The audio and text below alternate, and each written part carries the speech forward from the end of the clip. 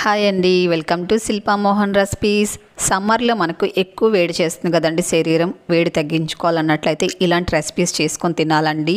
అప్పుడే వేడి అనేది త్వరగా తగ్గుతుంది. అలాగే కాళ్ళు మంటలు, కళ్ళు మంటలు వస్తుంటాయి కదండి, అలాంటివి కూడా త్వరగా తగ్గిపోతాయండి ఇలా చేసుకొని తిన్నారంటే. ఇప్పుడు ఎలా చేయాలో చూద్దాం. తప్పకుండా లైక్ చేయండి. ముందుగా మనం బీరకాయని పైన చెక్కు తీసేసుకొని ఇలా చిన్న ముక్కలు కట్ చేసుకొని పక్కన ఉంచుకోవాలి. మీకు ఎంత కర్రీ కావాలో అంత పెసరపప్పు తీసుకొని నీట్గా కడిగేసుకొని నానబెట్టి ఉంచుకోవాలండి. నేనైతే ఒక చిన్న కప్పుతో తీసుకున్నాను పెసరపప్పుని. ఇప్పుడు స్టవ్ పైన ఒక గిన్నె పెట్టుకొని ఇందులో పెసరపప్పుని వేసుకున్న తర్వాత మనము సన్నగా కట్ చేసుకున్న బీరకాయ ముక్కలు కూడా వేసుకోవాలి. అలాగే కొద్దిగా తగినంత నీళ్ళు పోసుకోవాలండి, మరి ఎక్కువ పోయకూడదు. ఇందులోనే ఒక 10 వెల్లుల్లి రెబ్బల్ని పొట్టు తీసుకొని వేసుకొని హై ఫ్లేమ్లో పెట్టుకొని ఉడికించుకోవాలండి. ఫస్ట్ నురగ అనేది వస్తుందండి పైకంతా కూడా, చక్కగా దాన్ని తీసేసుకోవాలి.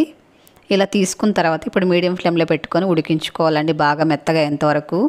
మరి ఎక్కువ మెత్తగా పేస్ట్ లాగా అయిపోకూడదండి. ఇలా కాస్త పప్పు కనిపించేలాగే ఉండాలి. అప్పుడే తినేటప్పుడు చాలా బాగుంటుంది.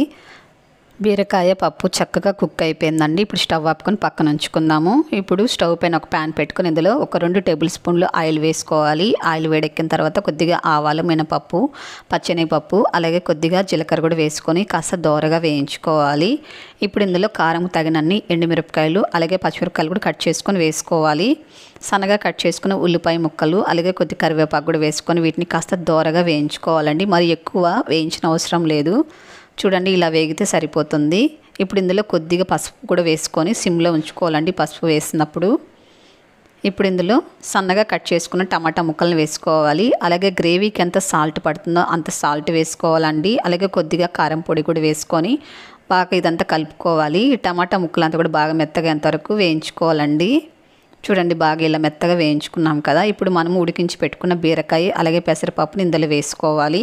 మనకి ఈ కర్రీ మంచి టేస్ట్ రావడానికి ఇందులో మనం పచ్చి కొబ్బరి వేసుకోవాలండి. కొద్దిగా పచ్చి కొబ్బరి వేసుకొని మొత్తం మిక్స్ చేసుకోవాలి.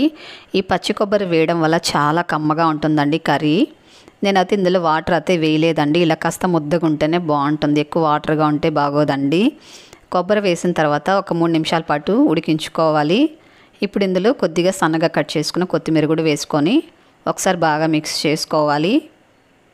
ఇలా మిక్స్ చేసుకున్న తర్వాత ఇప్పుడు స్టవ్ ఆపేసుకుందామండి. చూడండి, ఎమ్మీగా మనకు పెసరపప్పు అలాగే బీరకాయ కర్రీ అనేది రెడీ అయిపోయిందండి. చాలా కమ్మగా ఉంటుందండి. ఇడ్లీ, దోశ, చపాతి అలాగే రైస్లో కూడా చాలా బాగుంటుంది.